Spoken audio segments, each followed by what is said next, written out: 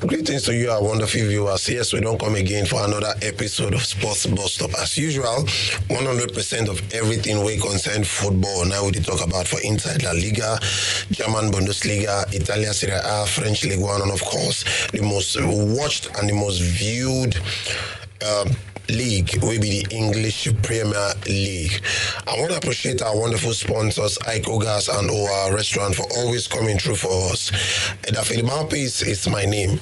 On this particular episode, the lady where I want to introduce now somebody where you don't see often. Yes, she knows about sports. She knows sports in total. She knows sports from up, left, right, center. Ladies and gentlemen, our wonderful viewers, I introduce to you Sports Talkative. Oh, stop it. You're making me shy. Hello, everyone. Thank you. Yes. Now, lately, before the close of the transfer window for the English Premier League, anywhere you open for social media, we see you see now, here we go.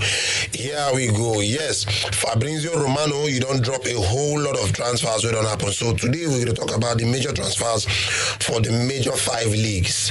The big transfers we don't happen from clubs to clubs, the big players, the big signing, and a shock. Liverpool, let's say they won't claim this title again. Actually, Alexander Isak, the Swedish forward, Alexander Isak made a whooping huge amount. Liverpool break bank 125 million. That's a lot of money for one player. Alexander Isak. Yeah, I followed the transfer deadline clock live. Exactly. I was watching it live and I was just following it back to back, and I was like, okay, let's see what. Even when the countdown to the end of the transfer, when the transfer window closed, I followed it too. So I saw lots of moves, even from second division to the third division to other leagues in the EPL. It was really, really fantastic. The most amazing one was Alexander Isak. Because as at 5:30 p.m. yesterday, he was already in Anfield, putting final touches to his deal with Liverpool. And it was a very interesting one because Liverpool, they did not want media outlets to be present in the indoor transfer when the deal was ongoing. They told them to wait outside, not even in the waiting area, right? So everybody was outside anticipating the news. And even up to the end of the close of the transfer window, Liverpool did not release a statement, not until the early hours of this morning, where they released that Alexander Isak has finally moved to Liverpool. But it's a wonderful one because for me, Liverpool won this transfer window because they have Jeremy Frimpong, Hugo Nketiah, they have Florian Wirtz, they have Fermin. Come on! A lot. Now, the first position for the highest goal scorer last season in the English Premier League and the second position both in Liverpool, for the likes of the Egyptian Mohamed Salah and Alexander Isak. Now, I wouldn't say I'll be surprised in how this season will go because it will rain goals in Anfield anytime they are playing, and not just in Anfield, outside Anfield. Now, don't you think the both of them might be struggling because Mohamed Salah, of course, is already a legend in Liverpool? Do you think that Alexander Isak will outscore Mohamed Salah? Well, this is where a tactical plan comes in. This is where Andy Slot needs to lay down the rules, right? Although even in the field of play, anybody can score a goal. We saw it when Liverpool played Arsenal. That's that free kick, my goal of the week anyway. Zobo slide. That free kick was awesome. So anybody can score a goal, but then again, it's gonna be an in-house battle. Because this time around we have Isak, we have Mo Salah, we have Nketiah on one side.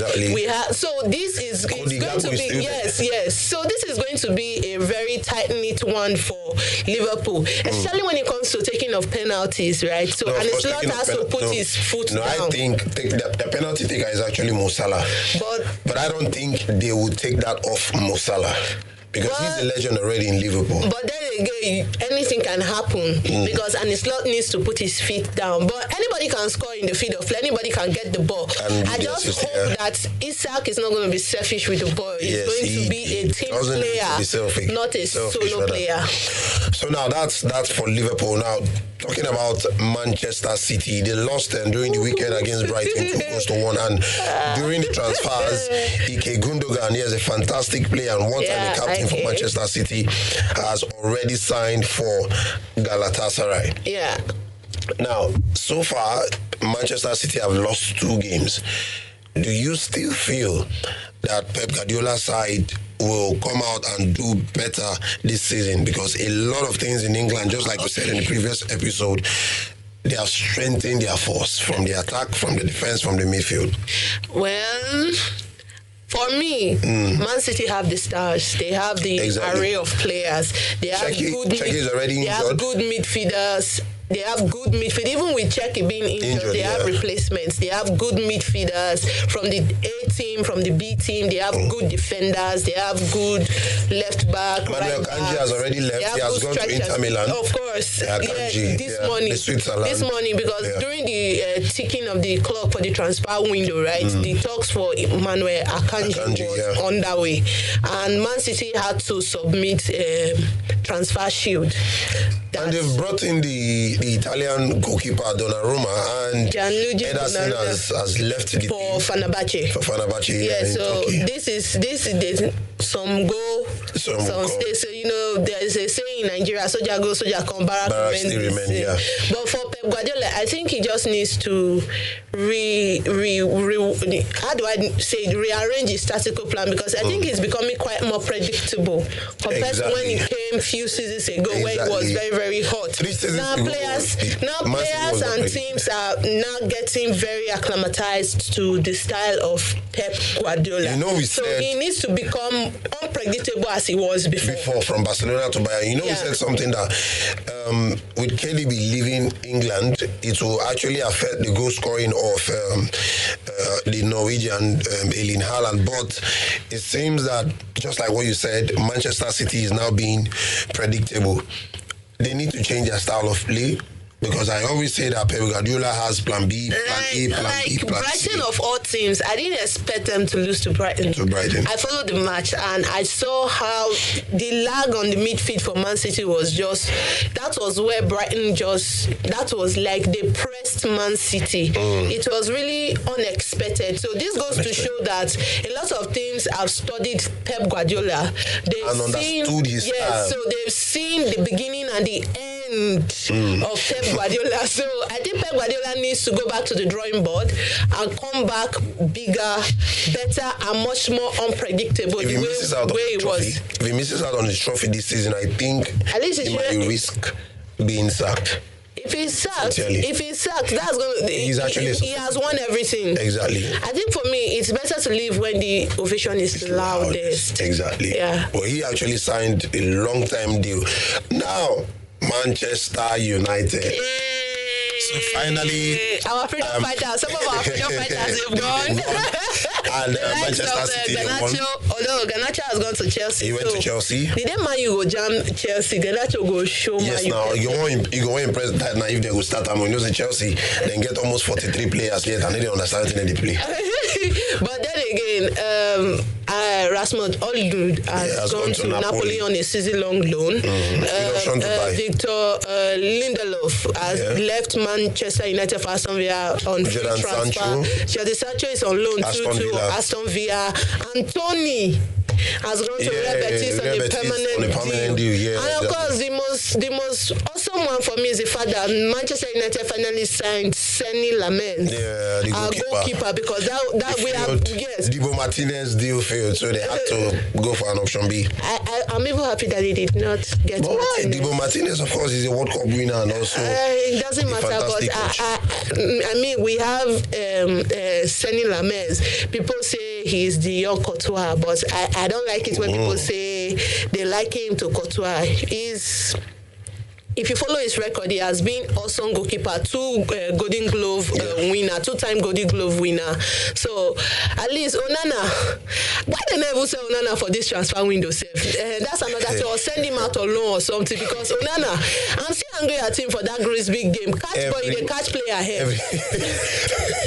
Every Manchester United but fan. Anyways, I'm happy that Sonny Laments is in Manchester United, and I know that it's going to get better from here. Okay. The like of Rasmus Ondu, although Kobe Mino was on the market to be sold, but I don't know what happened within this transfer. But then again, the winter transfer, 2 weeks transfer window is going to be open towards the end of December. Yeah, this is just the summer ended. So now, the one that surprises me the most is Nicholas Jackson moving to Bayern Munich. Like, I don't understand. Like how?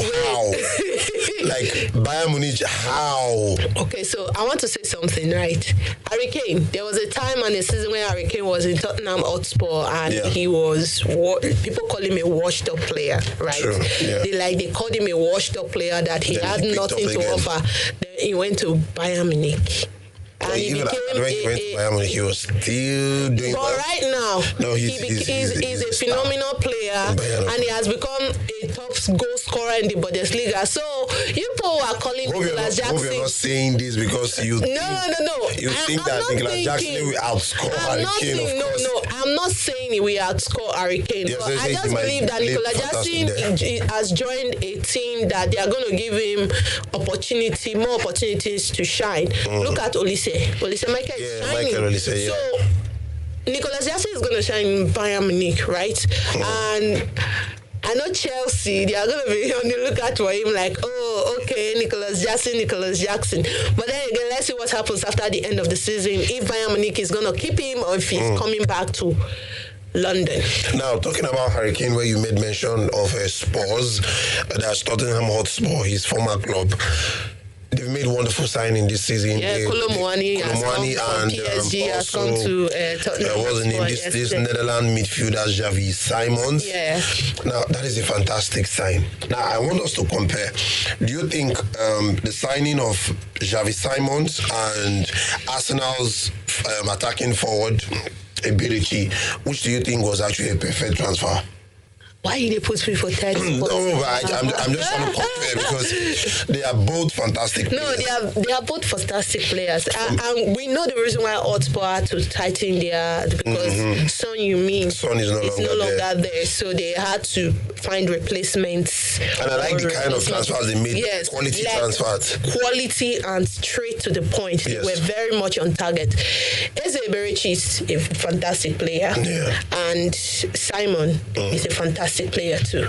So for me, I just feel they are on same level and they are on par. Now they've joined 2 big clubs because Tottenham, forget it. Tottenham has become a big club in England right now. After winning the Europa League, of course. And these players are going to be having Champions League appearances. Exactly. Let's not forget that. So they are going to be on the international stage. So we are going to watch which of them will actually perform. Yes, although Eberichi has started for Arsenal in the Liverpool game, we saw a bit of what he could do. I mean, Eberichi helped out, tried his best, but then again, it is Liverpool, right? So anything can happen. But then again, for me, they are on same level, they are on par. But let's see what happens. I will actually say Xavi Simon is a better player than Eberichi. Oh, really? Yes. So let's see. Let this season. Is it because Eberichi is in Arsenal? No, I don't dislike Arsenal for any reason. He's a fantastic player. I watched the last game Crystal Palace played against Chelsea earlier this season. He did fantastic. He even scored a goal that was disallowed. So I love him, no doubt. But I've watched Xavi Simon from when he was in RB Leipzig. I watched him in Paris Saint-Germain. Like, indeed, the boy, 2 teams he has played, he has been fantastic. So now this is his first time in the EPL. Yeah. Let's see what he has to offer. Let's see what he has to offer. Although I think Eze Eberichi is going to do a little bit better in the beginning of the season because he was in the EPL, has been in the EPL before. And Simon is just coming in now. But let's see. But one of the deals that did not really, did not really pull through for me that I was really looking forward to was McGuehi. Yeah. Going to Liverpool. Right. He didn't go as planned. I mean, the coach was asked, and the coach was like, he's not ready to let Guehi go. And he wasn't happy. No player is going to be happy about that. Congratulations to the Super Eagles forward. From AC Milan, Chukwueze moved to Fulham to meet his two Super Eagles brothers, Kevin Bassi and Alexander Iwobi. Yes, and also the transfer of Tolu to Akoro. Yes, Akoro Dolu Dai is actually more than our mouth. Sorry, people can't pronounce it, but Tolu coming to Wolves is a fantastic one. Then Victor Boniface, our brother. Victor Boniface going to Werder Bremen in the Bundesliga. I mean, his AC Milan deal did not put through, but then again. Somebody said something. You made mention in the previous episode that he had a failed deal when he wanted to move to Al Nassr. Yes. He had a failed deal medicals when he wanted to move to AC Milan. Yeah. Now, what happened as he went to Werder Bremen? Now, people are saying, is it that the medical team of Werder Bremen or German Bundesliga are not so strong, or there is something they are not actually willing I think there's something they are not willing to say, because it's same medical pattern. It's a FIFA recommended medical procedure and routine that every player have to go through. For me, I'm still saying it, African players are still going to be facing lots of hurdles and obstacles when it comes to pay and moving to big clubs. I mean, how many loans? Let's look at it from the larger scale and big point of view. Yeah. How many African players have you seen that have made great, apart from the likes of George Weah, JJ Okocha, Samuel Eto'o, Kanu Nwankwo, Yaya Toure, Didier Drogba? Which other players? Because we said your money just so this is something that it's only few African players, but you will see British African players, they move. American African players, they move to bigger clubs. You don't see Norwegian African players, they move. You don't find issues. So I just feel that there's just something a lot of, like, the West, Europe in general have against African players. But then again, it could still be that we know now. I understand. I don't have to say it. Now, coming to the games that were played this weekend, Spanish La Liga, yes, I'm so sad. Barcelona had 1-1 draw, and it's a draw now. Don't be sad. No, I don't like with the pressure. So you wanted it to just be a win. Was it not a team in Germany that went for how many games unbeaten? Like, I need that pressure. It's a draw. Knowing very well that Real Madrid won. But then they are still unbeaten. I know. Knowing very well that Real Madrid won, I am not happy. Like, if I'm losing a game, if I'm drawing a game. This rivalry between Barcelona fans and Real Madrid. Yeah, because I always check if I didn't watch any game in La Liga. The first place I go to the fixtures, the results, then I check highest goal scorers. I just don't like seeing Real Madrid's players' name there on highest goal scorer. But quite unfortunate, Real Madrid defeated Mallorca, then Barcelona had 1-1 draw. What is wrong with Atletico Madrid? They have not won a single game this season. It's a season. It's a new season. I mean, it's a new season, but anyways, like I said before, every club have their opportunities to shine. So there's a time where you shine. There's a time where you just play badly. But then again, it boils down to the coaching staff and the technical team. So they need to look inwards and do better. Then for the German Bundesliga, Bayern Munich is still doing very well. Michael Olise, fantastic. Luis Diaz, fantastic. Of course. Like, Harry Kane had an assist. Like, trust me, I will say it to my full chest, Bayern Munich is taking the lead again. Another club should take it, please. I'm tired of saying Bayern. Is their bet right? Is it their bet right? But let's say Borussia Dortmund. What is wrong with Borussia Dortmund? Bayern Leverkusen. I mean, these are. Anyways, Bayern Munich, we know you are going to win it again, because the goal difference alone is overwhelming right now. The goal difference is really overwhelming right now. Then the Arsenal-Liverpool game that happened. it was actually it wasn't so difficult for Arsenal. But then again, I think luck was on the side of Liverpool. I mean, in Anfield. So yes. No, luck was really on the side of Liverpool because even me, when Szoboszlai wanted to take that, was about taking that. No, I watched the game. I didn't watch the game. I just saw the highlights, and I'm like, wow. When Szoboszlai was taking that free kick, there was a lot of tension, right? Yeah. There was a lot of, the tension was really high, and. Even there was a time where I saw one part of the game where Arsenal was supposed to have a penalty. I'm not supposed to say this, but then again, I saw that part. Maybe I'm wrong, but I just felt that was a penalty anyways. But Szoboszlai's free kick was wonderful. Then the funny thing was, he was asked, bro, this your free kick? He was like, I've done much more beautiful free kick than that. I said, bro, this is your pride. How? When? In Liverpool? No, he said they should go and check his national record. No, if you say when he was in where is he from? No, not Norway. His country again. It was like it's skipping my head. There was a time I watched him there. No, he has beautiful kicking in the national team. He played in one of the Norwegian team, and there was a free kick he scored. He's actually he said he has more, but that free kick, I did not see it coming anyways because nobody held the distance was. I was like, what? But anyways, David Raya tried anyways. The ball is actually, most of the times the ball is always faster than the goalkeeper. Yeah, of course. But then again, it's 1-0. But the memes that were flying was just, it was awesome. Now, Manchester United, rather Arsenal, got a player, Piero, from Bayer Leverkusen. Yeah, that deal, they were still on talks on that deal yesterday when the transfer deadline clock was still ticking.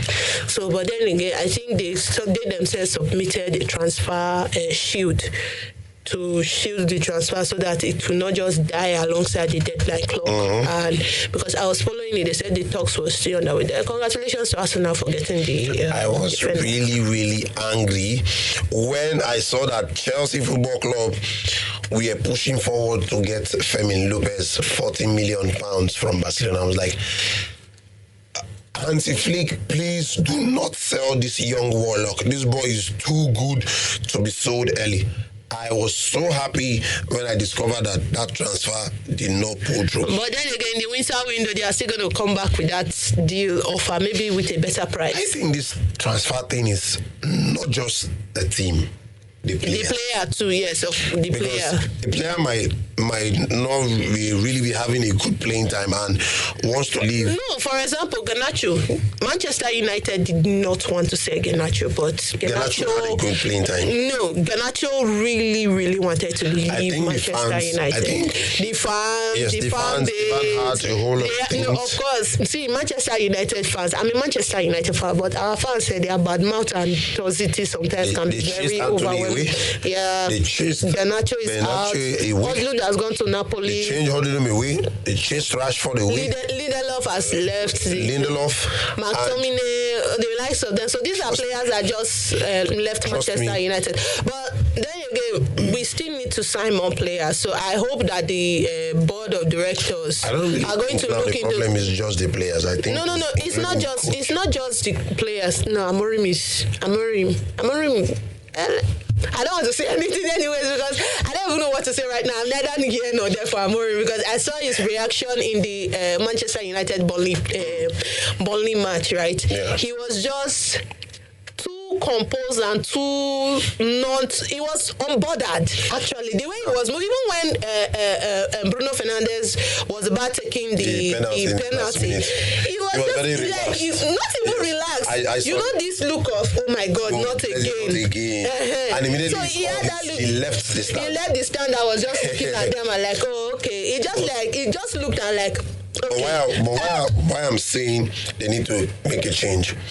The former coach of Manchester United, Erik ten Hag, so far so good, has done better than Amorim. Yes, he has done better. The only problem we are having is why would he sell De Gea and trashy Onana? All right. Well, the thing is, the first ever manager in Bundesliga that was sacked after just 2 games. I'm so happy. Eric Tangan, former Manchester United. You know the funny thing, when Manchester United lost to Grimsby Town, Bayern Leverkusen had the effrontery to tweet and tag Manchester United, and I'm like, what? Somebody was like, nah, Ten Hag, I tweeted this thing, but I cannot prove it. I'm like, they don't see my you finish. But when I saw the news yesterday, I was like, after 2 league games, what did they say? Is it what that did they are after having just 2 league just games? 2 league games? Like, what's going on? Actually, they were looking for the Xavi Alonso effect, but unfortunately, it's not there. He said that they joke. No, but you know, Xavi Alonso was really fantastic. He was fantastic there in Leverkusen, yes, no doubt. But you can't look for Xavi Alonso in somebody like that. No offense. No, they were thinking that he was going to do much more better, or at least replicate what Alonso did in make Leverkusen. them just they play.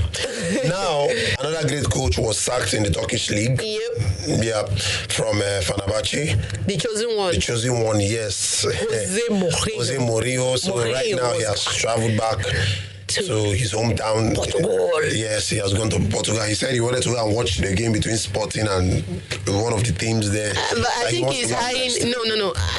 You know, Mourinho will say He one would thing. definitely get a job. No, Mourinho will say one thing, and the next thing you just see news. Mourinho has been signed by so. No, He Mourinho behaves like one Nigerian politician, but I will not call him. Also, Mourinho is a very fantastic coach. I mean, I enjoyed him when he coached Manchester United. No, for me, Chelsea and Real Madrid. No. As Chelsea coach, he was a fantastic coach. But when he came to Manchester United, Mourinho would have done well if he had the backing of the board.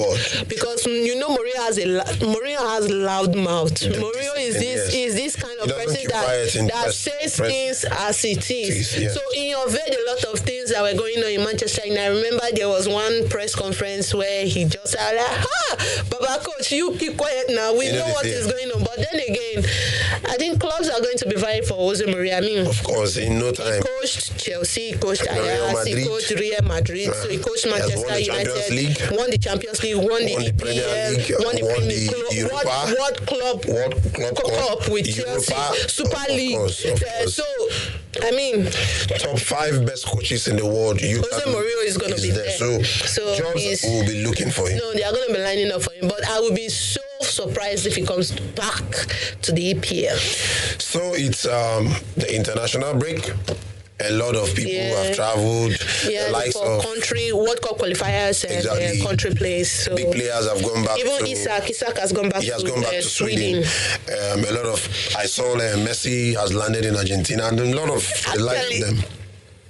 Continue. I don't want to say what I'm about to say. A lot of them, and I don't know why I feel so sorry. He has gone back to Argentina after they trashed them 3-0. Anyways. I will forgive her. I don't know why I feel so sad for Neymar. He's a fantastic player I love.